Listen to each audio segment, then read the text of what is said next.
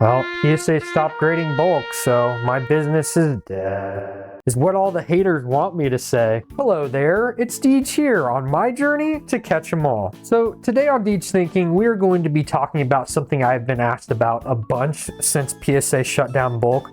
It's been like the first thing where people are like really eager to hear my opinion for something. So we are going to address how I am handling not being able to submit bulk cards to PSA.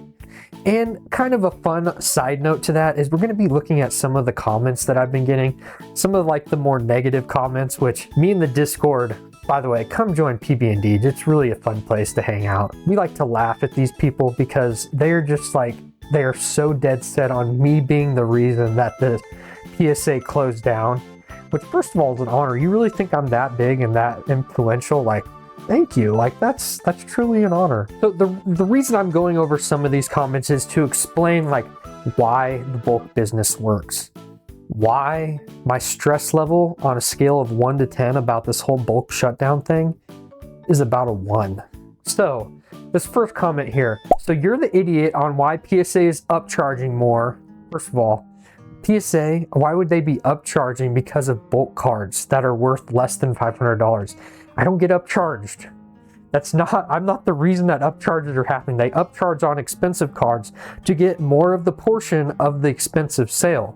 Like it has nothing to do with bulk. So first of all, okay, the first part of the statement is I'm an idiot. Okay, that's up for debate. I'm not going to say one way or the other if I am or I'm not. I get that. I'm skeptical of redheads too, but the upcharging thing, I don't know. So he continues. And backstop because you're submitting non-stop bulk cards nobody wants.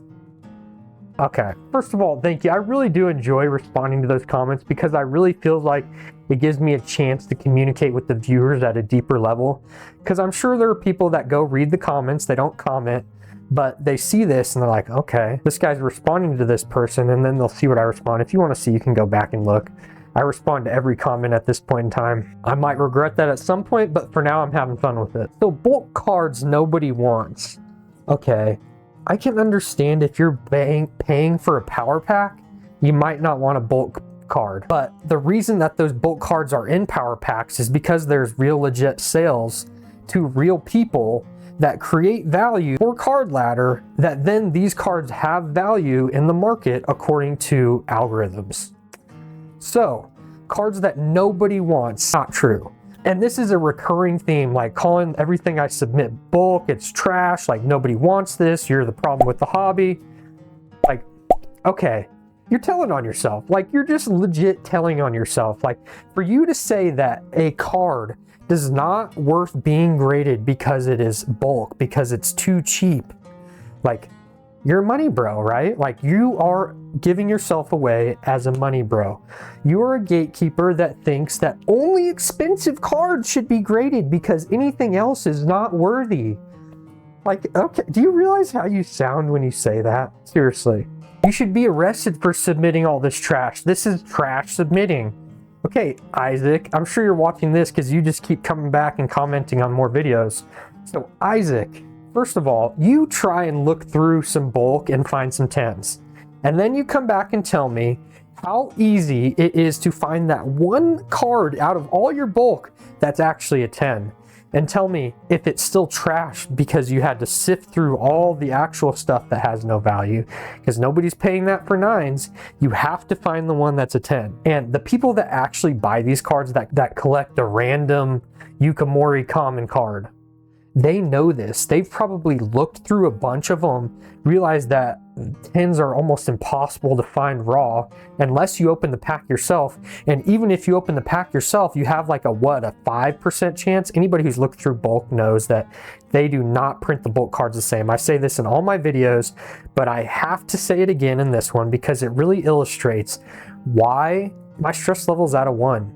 Because this is not trash submitting. This is hard to do. Like, this takes time. This takes effort. This is stuff that a lot of people are not willing to do in this hobby. I am, and I know it's not trash for that reason. It is not easy to do. And that's why it worked during the bear market. It doesn't require hype to sell because the people that are here buying common cards of their favorite Pokemon are still going to be here when the hype dies because they're here for Pokemon. They're not here for money. They're not spending $50 to $150 on a common card because they just want hype and money to go up. They're doing it for the love of the game.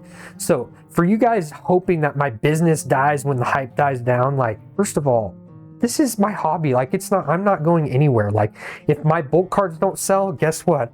I'll just hold on to them until they do sell. Even if it takes 15, 20 years, I don't care because I've already graded them. I've already made them 10s. Like, it is what it is. Rudy says this all the time. Money flows from the impatient to the patient. This is not my full-time job. That is my hidden ability. Patience is my hidden ability. It allows me to make profit and not need profit now, which allows the prices to just go up while I'm holding, while I'm being patient, or I just list at a certain price and I wait, and my patience allows me to get that profit number that I wanted. Sure, I could churn and burn, but then it becomes more like a job, more or less like a hobby, and I don't want to lose that. So for me, this is perfect. And again, this isn't going anywhere. Yes, I might not be able to make $150 to $200 from a PSA offer when the hype goes down, but the offers were always just a nice to have thing. I didn't ever need them in the first place. I was doing this before offers. I'll go through these at some point, but I have a full thing of slabs, and these are all pretty much PSA 10s at this point because I get rid of my 9s and lower cards pretty readily. So while I have two to five slabs that sell a day, I'm stocked up and I don't have to sell them fast. So in this interim time when I can't send in cards, which you'll see here in a second, that doesn't matter to me at all, I've got plenty of stock. And now on to the comment in the title from Christ is Lord 7. I like to think that 7's for John Elway, but who knows. So I have submitted 1,232 cards to PSA this year so far. Extrapolate that out for the whole year, it's about 2,700 cards. Do you know how much 2,700 out of 10 million, 14 million is? It's like 0.00002%, okay? It is an extremely low number. To blame somebody like me for shutting down PSA when you have vendors sending in tens of thousands of cards, 200 and 300,000 burger chews, like the number of pops on some of these like more rare, expensive cards is insane compared to what I'm submitting. And I could understand if people were blaming me for the shutdown because I'm causing all these people to submit bulk cards. Like, I'm the reason every bulk card's ever gotten submitted. Sure, but you look at all the bulk cards that I talk about in my videos, they're like what? Pop 3, Pop 5, Pop 4, Pop 10, Pop 20. Like, these are not the reason that PSA is shutting down. What am I gonna do? How am I looking at this PSA shutdown? So if you think of PSA like a queue, like in computer science terms, you have something come into the queue, it's the first one out. Again, into the queue, first one out. That's not how PSA works, as we know, because you'll have subs that got submitted later, get finished first, but more or less, it just kind of moves down the line. Like, pretend it's a queue for this sake, okay? So I currently have 732 cards at PSA in about 18 to 20 different subs. I don't know the exact number, but I have a bunch of stuff at PSA right now. So this is their current queue. I've got 18 subs split out through this queue right now. So eventually I'm going to get a sub. I'm going to get a sub. I'm going to get a sub. Oh, they're down to what? 5 million cards again? Okay, one card isn't 5 million. They're down to 5 million cards again. I've still got what? My 9 remaining subs in there. So I'm still littered throughout the queue. They open back up at 5 million. What am I gonna do like that first day? Along with everybody else, yeah, there'll probably be a big inflow that first day. I'm gonna submit, and guess where I'm gonna be in the queue? Right in queue. So I'm gonna keep being able to back myself up in queue, and my timeline doesn't get disrupted at all. Like, there might be more time in between each sub because of this random like onslaught that PSA got, but it also made me send more, so I'll get more during that time. So I literally see this having zero effect on my PSA subs at all. Like, I'm in the bulk pipeline. When they open up, I'm gonna be right at my same spot in the pipeline. It's not like I'm getting behind a bunch of people by having to wait. If anything, it's gonna put me ahead because people are gonna choose to do different things. They're gonna sell their raw cards instead of getting it graded. They're going to try CGC, and then they won't be in PSA slabs, and then the PSA slabs will be more rare. And then the people that with the bigger buyer pool that want less cards is going to make those cards go up versus CGC, and it's going to cause CGC to go down, PSA to go up. Why would I do anything but be patient and save the cards that I know are PSA 10s and send them to PSA? So as I was looking through my last batch of cards, I did pick out a few cards that I would have sent to PSA that I am probably going to try CGC in the bulk form. So it's not going to be cards like a Sao Lillipup, you know, that really is a very niche market for that card. But a Holo Gengar from Perfect Order, yes, it's bulk. Yes, in PSA 10 it'd sell for over $100 almost surely. What do you think it's going to do in a CGC 10, a CGC Pristine 10? I bet it'll still sell, and I bet it'll still sell for more than it would sell for raw. So I might experiment with some of that. If tag was open, I probably would try tag, because I think there is enough of a collector market with tag to allow me to submit bulk cards, and then the collectors of specific Pokemon to accept tag cards into the collection. I think CGC, like your market's just so small for that.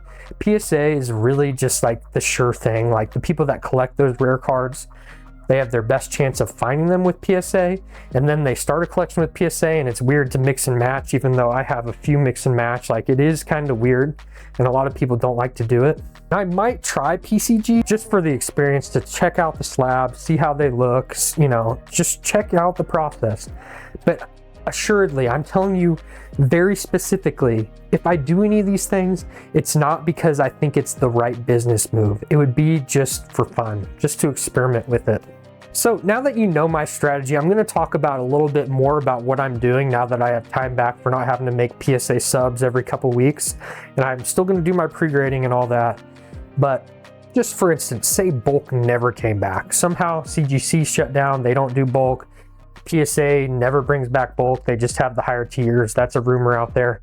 What would a Deej do? Well, again, this is my hobby. This isn't my job. I do this for fun. Yes, I try and create profit in order to collect for free, and I would still do that. And I would probably go back to what I used to do, which is buying collections, absorbing the cards I need for my binder. So targeting collections that have cards that I need for my binder, absorbing the cards that I need for my binder, piecing off the rest. And I used to grade the rest. That's kind of what got me into grading, because 1 or 2 or 3 cards could pay for an entire collection if they graded well. But now I can just go back to selling singles. Like, that's still enjoyable for me. I don't care if I don't make $10,000. Like, yes, the grading stuff is pretty profitable right now, but there's also strategies out there where I could be making more, like scalping, like really going hard to try and get a distributor, upholding a website so I could get a distributor. Like, there are things that I could do to make more money, but I don't want to, because I want this to be a hobby. Think about what other people are doing, because they do look at this like a job. They do need the money right away. They pull a card, they open it, they're like, oh, this could be a 10, but I can't take it to GameStop. I'm not paying $90 to get it graded. I'm not sending it to CGC. I don't trust them. They're just gonna sell it raw. Or they're going to keep it in their collection, and then in 3 months, be like, dang it, I don't want to collect anymore. I'm just going to sell my whole collection.